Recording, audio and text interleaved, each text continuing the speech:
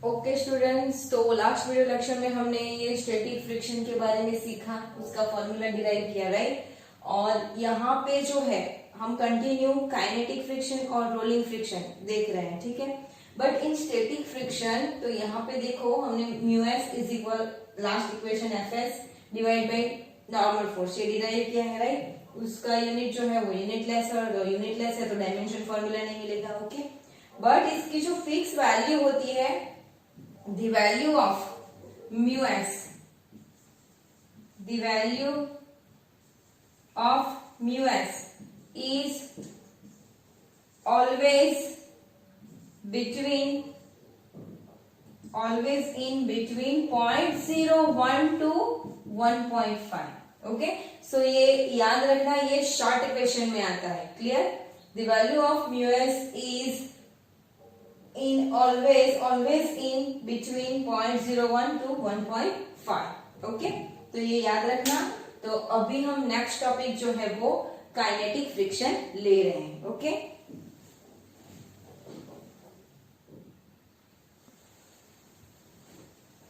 Okay, तो हम यहाँ पे काइनेटिक फ्रिक्शन ले रहे हैं, जैसे कि हमने फिगर में एक्सप्लेन कर ही दिया है। When the objects are in motion then the opposite force are effect on the surface between these two objects, which is Fk, kinetic force. Okay, तो ये आपका काइनेटिक फ्रिक्शन हो गया है। यहाँ पे जैसे हम आगे के वीडियो लेक्चर में डिस्कस कर चुके हैं, तो हम डायरेक्टली यहाँ पे काइनेटिक फ्रिक्शन की डेफिनेशन लिखेंगे।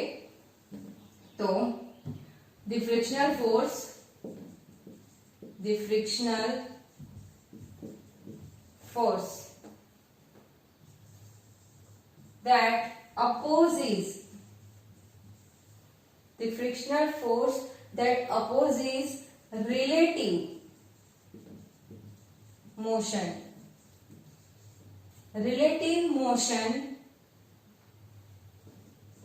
of the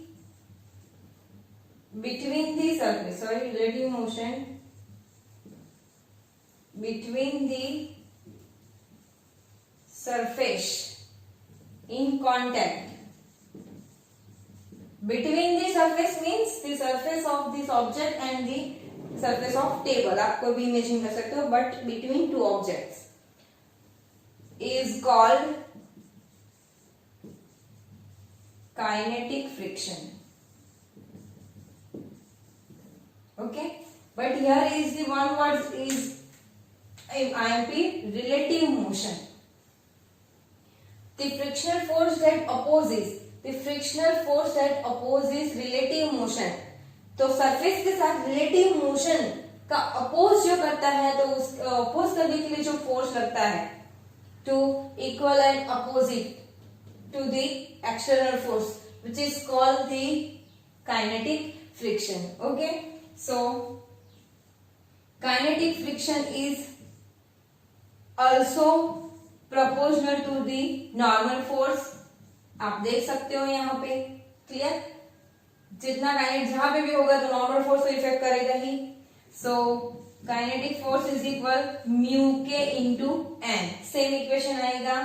ये एक काइनेटिक फ्रिक्शन का इक्वेशन हो गया, वेर म्यू के is equal proportionality constant,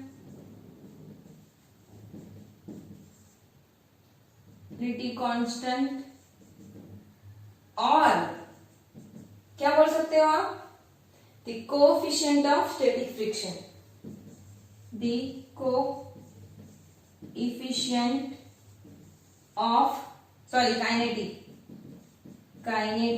friction. Okay, अब प्रोपोर्शनलिटी कांस्टेंट भी बोल सकते हो और कोएफिशिएंट ऑफ काइनेटिक फ्रिक्शन भी बोल सकते हो। सो वेयर म्यू के इज इक्वल क्या होगा, तो F K divide by capital N. Okay, again here F K mu K is unitless and dimensionless. Why? तो आगे के वीडियो लेक्चर में हम देख चुके हैं ये, ओके। तो ये हुआ kinetic friction. Now third is rolling friction. Third is rolling friction. So rolling friction कैसे मिलेगा? The frictional force that can oppose on the body like ring or spheres when it moves without slipping, okay, then the act frictional force is called the rolling friction. okay, तो अब जैसे ये surface है जिसपे ये ball जो है वो विदाउट स्लिपिंग ऐसे मोशन करती है. स्लिपिंग मीन्स ऐसे ऐसे ऐसे नहीं जाती. Okay, slipping means without rolling. Okay, तो यहां पे लिखते हैं the frictional force that can be act when on the body like ring or a sphere. Ring or sphere rolling without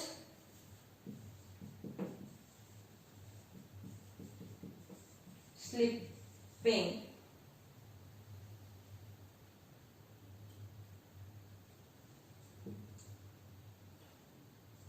Is called rolling friction. The friction force that can be act on the body like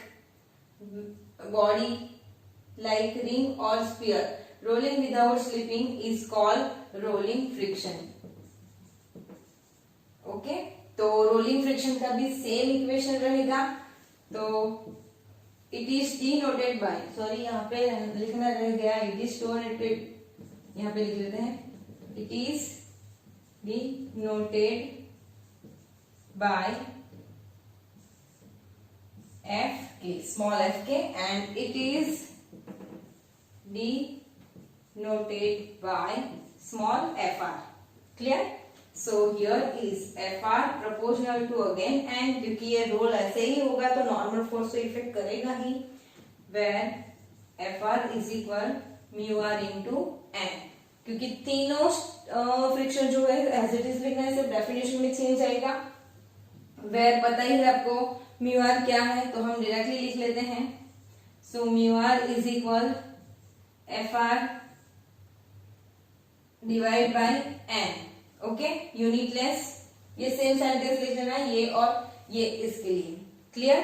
तो ये आपका तीनों हो गया, static friction, kinetic friction and rolling friction, तीनों के लिए हो गया है. ठीक है, अभी जो हमने लास्ट वीडियो लेक्चर में जो क्वेश्चन पूछा था कि Y F R, F K और F S R proportional to normal force. Okay, what is the limitation, what is the rules of F R और म्यू आर. ओके, तो वो अब हम देखने जा रहे हैं. तो ये आपने लिख लिया होगा, तो वो हम कंटिन्यू कर रहे हैं. ठीक है,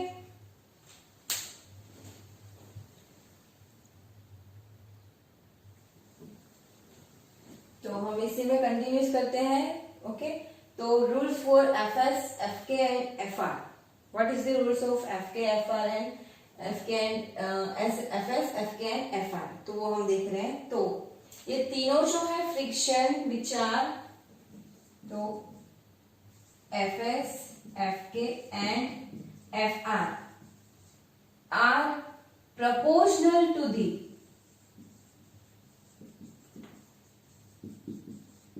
the normal force. How? तो ये फिगर है आपकी, स्टैटिक फ्रिक्शन हो, काइनेटिक फ्रिक्शन हो या फिर Fr हो, तो तीनों पे क्या इफेक्ट करेंगे? एन इफेक्ट करेगा, नॉर्मल फोर्स. यहाँ पे हम लिख सकते हैं normal force is equal gravitational force. Okay, because equal of this two force. Okay, ये एक कंडीशन हो गई। Fs, Fk and Fr are Fs, Fk and Fr are not depend on the area of surface.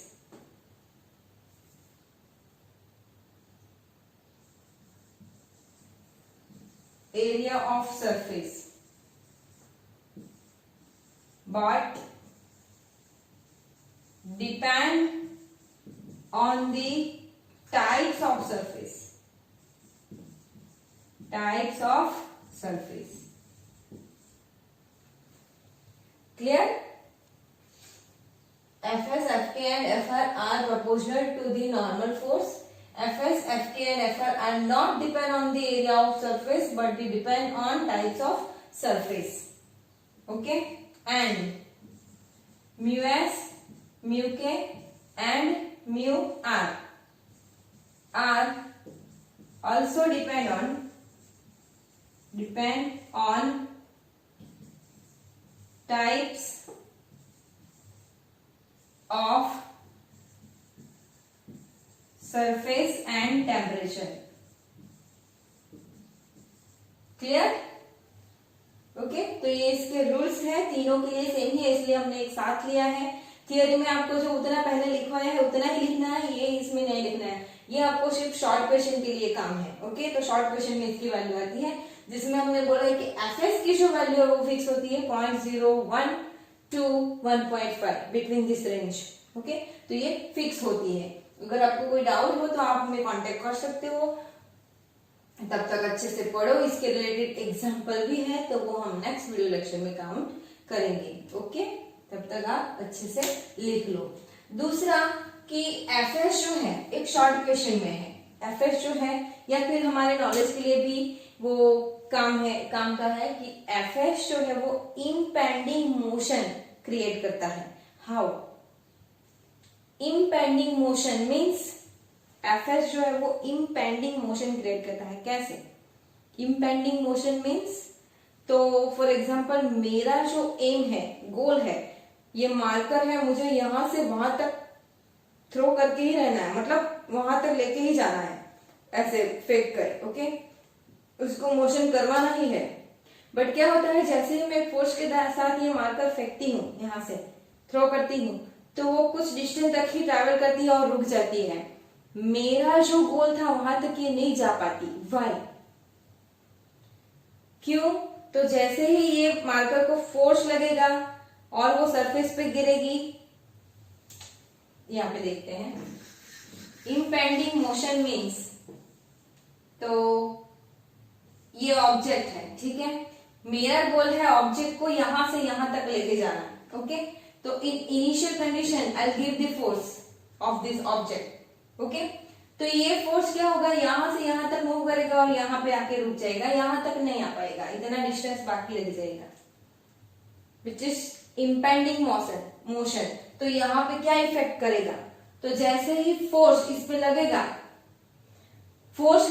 तो ये steady में से moving condition में आने की स्टार्ट करेगा। एट दैट टाइम क्या इफेक्ट करेगा, एफएस इफेक्ट होने के बाद क्या होगा, तो जितना फोर्स था उसकी इफेक्ट कम हो जाती है, जिसकी वजह से ये ऑब्जेक्ट इतना ट्रैवल नहीं कर पाता और उसके आगे ही रुक जाता है। लाइक हम यहाँ से ऐसे हम थ्रो करते हैं, तो जितना हम सोचते हैं कि वहां तक जाना चाहिए वहां तक नहीं जा पाता और कुछ डिस्टेंस आगे ही वो रुक जाता है, विच इज इम्पेंडिंग मोशन।